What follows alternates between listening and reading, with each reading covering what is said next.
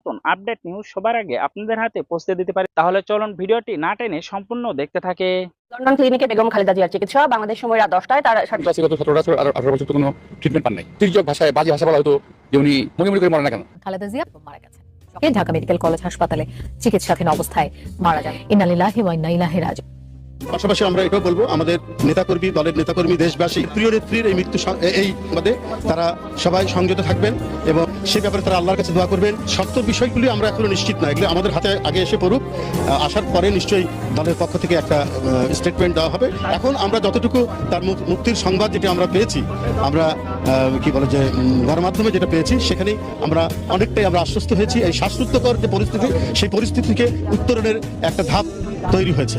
উনি যে অবহেলিত বা অবহেলায় উনি মারা গেছেন সেটা সত্যি, এটা বলতেই হবে। আমরা জানি না আমাদের নেতৃত্ব কি হবে। আসুন আপনাদেরকে অনুরোধ জানাই, মানুষের জন্য আসুন আমরা সবাই মিলে দোয়া করি। বিএনপি চেয়ারপারসন খালেদা জিয়াকে